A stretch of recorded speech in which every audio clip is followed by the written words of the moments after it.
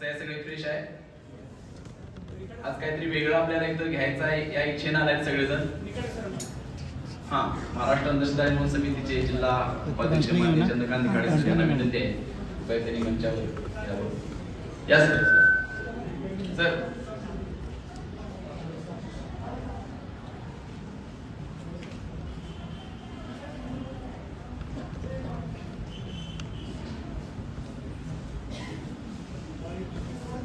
आज खरं म्हणजे एक दिन विशेष पण आहे आणि त्या निमित्तानं पण आपण जमलोय. कुणाला माहिती आहे काय दिन विशेष आहे?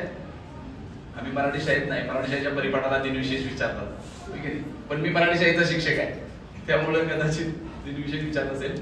आज जागतिक मानसिक आरोग्य दिन आहे आणि त्या निमित्तानं आपलं स्वतःचं, समाजाचं आणि देशाचं मानसिक आरोग्य चांगलं होण्याच्या दृष्टीनं आपलं व्यक्तिमत्व सुद्धा चांगलं असणं अपेक्षित आहे. आणि त्या अनुषंगाने आपण आज सगळेजण Deshbhakta Ratnappanna Kumbhar college of commerce, night college, Maharashtra Andhashraddha Nirmulan समिती आणि अर्थातच आपण सगळेजण ज्या वेगवेगळ्या महाविद्यालयांचे प्रतिनिधी आहात यांच्या वतीनं आज आपण व्यक्तिमत्व विकासाची कार्यशाळा घेतलेली आहे. पण ते तुम्ही वाचला असेल, तुमच्याकडे आला असेल तो शब्द, तर व्यक्तिमत्व विकासाच्या आधी एक शब्द आहे, वाचलाय का कुणी तो?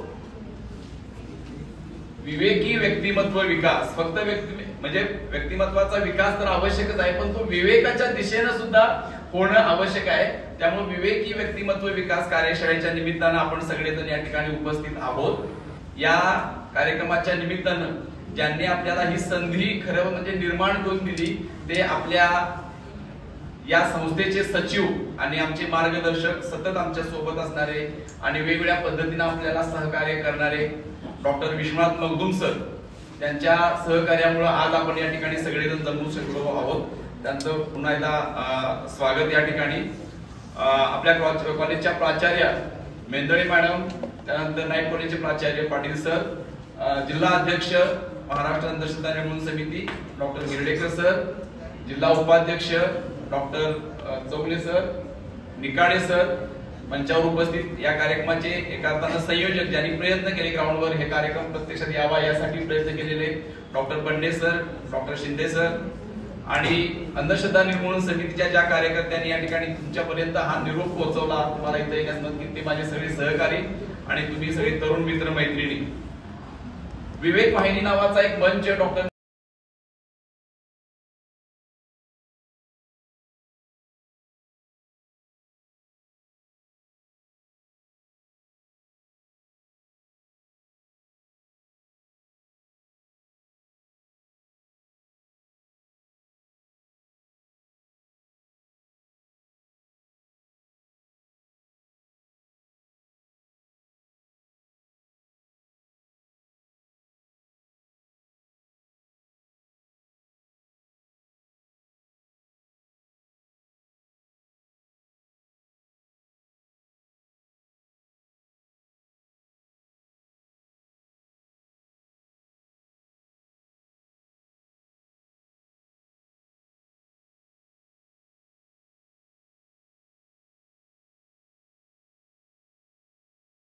या कॉलेजचा आहे, नाईट कॉलेज आहे, आपल्यापैकी कॉलेजची संस्था आहे. त्या अनुषंगानं हा सामंजस्य करार अपडेट पण काही करायचा आहे. त्या निमित्तानं आपण इथं जमलेलो आहोत. महाराष्ट्र अंधश्रद्धा निर्मूलन समितीचा कामाचा काय भाग आहे आपल्याला माहिती आहे. अंधश्रद्धा निर्मूलन समिती नावातच सगळे आलेलं आहे, पण अंधश्रद्धा निर्मूलन समिती हे एक अंधश्रद्धा निर्मूलन समितीबद्दलची अंधश्रद्धा आपल्याला पहिल्यांदा दूर केली पाहिजे. की काही जण म्हणतात की अनिसवाले देवाला आणि धर्माला विरोध करतात. अनिसवाले देव आणि धर्माला विरोध करत नाहीत. देवाच्या आणि धर्माच्या नावाने जो काळा बाजार समाजात चालतो, जे शोषण चालतं, त्याला आम्ही विरोध करतो. आणि तो विरोध करण्यासाठी काय आमचं 5 सूत्र ठरलेले आहेत. शोषण करणाऱ्या, फसवणूक करणाऱ्या, दिशाभूल करणाऱ्या अंधश्रद्धांना विरोध करणं हे आपल्या कामाचं पहिलं सूत्र आहे. या अंधश्रद्धांना विरोध करण्यासाठी वैज्ञानिक दृष्टिकोनाचा प्रचार, प्रसार आणि अंगीकार करण्याचं काम आम्ही स्वतः करतो. शाळा आणि महाविद्यालयांमध्ये जाऊन या विद्यार्थ्यांच्या मध्ये तो दृष्टिकोन यावा यासाठी प्रयत्न करतो. एकदा वैज्ञानिक दृष्टिकोन आला की कामाचं तिसरं सूत्र तयार होतं. धर्माची विधायक, कृतिशील, काल सुसंगत, प्रसंगी कठोर चिकित्सा करणं. काही धर्म आपल्या प्रथा काल सुसंगत नाहीत, कालबाह्य ठरलेल्या आहेत. त्या प्रथांचं चिकित्सा करणं आणि संत समाज सुधारकांनी आपल्याला दिलेला जो वारसा आहे, त्या वारशातून आलेली जी मूल्य संविधानामध्ये आलेली आहेत, हा संत समाज सुधारकांचा वारसा आणि संविधानातलं मूल्य आशय कृतीशील करण्यासाठी प्रयत्न करणं, हा चौथं आपल्या कामाचं सूत्र आहे. आणि या सगळ्या बरोबर अंधश्रद्धा निर्मूलनाबरोबरच वेगवेगळ्या प्रश्नांवर संविधानाच्या चौकटीत संविधानानं सांगितलेल्या कृती पद्धतीनं काम करणाऱ्या ज्या सामाजिक चळवळी आहेत, या व्यापक परिवर्तनाच्या चळवळीशी जोडून घेणं, हा पाचवा आपल्या कामाचा भाग आहे. या पंचसूत्रीवर आधारित महाराष्ट्र अंधश्रद्धा निर्मूलन समिती काम करते. हे करत असताना तरुणाई बरोबर कुठल्या पद्धतीनं जोडलेले आहे, म्हणजे तुम्ही महाविद्यालयामध्ये जाण्याआधीपासून, प्रवेश घेण्याआधीपासून आपल्या आयुष्यात आपले आपले काही प्रश्न असतात. महाविद्यालयात आल्यावर पण काही प्रश्न असतात, महाविद्यालयातून बाहेर पडत असताना काही प्रश्न असतात.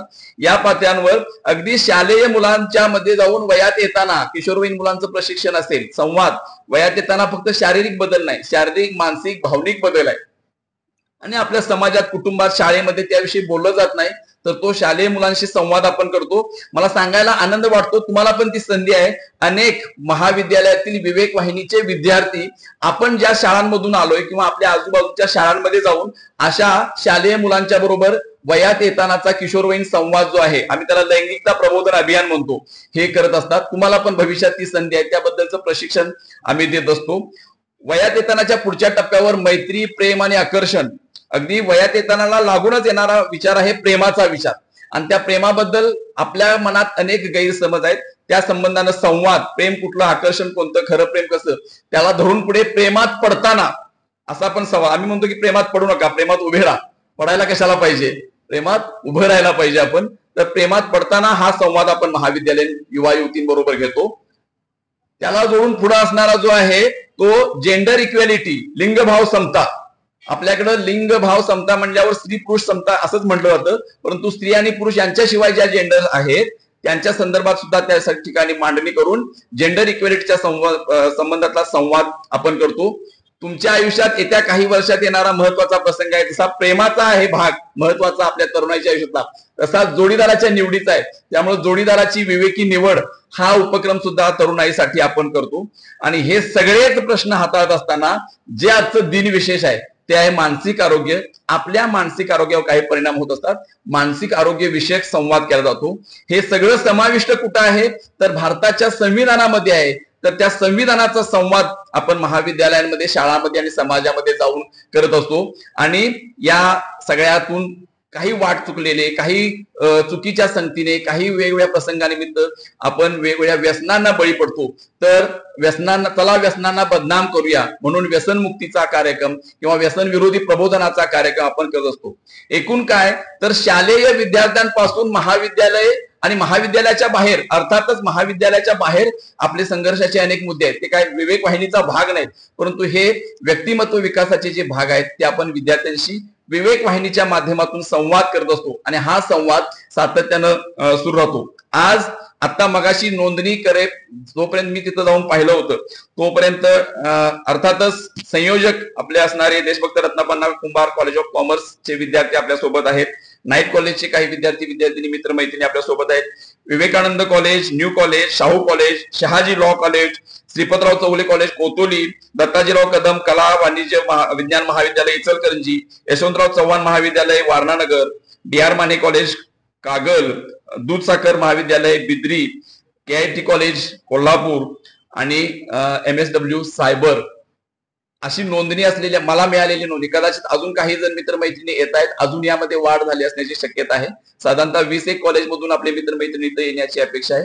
20 कॉलेजचे मित्रमैत्रिणी, युवा मित्र आज आपला विवेकी व्यक्तिमत्व विकास हा फक्त स्वतःसाठी नाही तर स्वतः बरोबरच समाज अधिक विवेकी व्हावा यासाठी आपण प्रयत्न करणार आहोत. पुन्हा एकदा तुम्हा सगळ्यांचं Maharashtra Andhashraddha Nirmulan Samiti, Deshbhakta Ratnappanna Kumbhar college of commerce, night college Kolhapur या सर्वांच्या वतीनं आणि मंचावरील मान्यवरांच्या वतीनं सर्वांचं स्वागत करतो आणि माझं प्रास्ताविक संपवतो. धन्यवाद.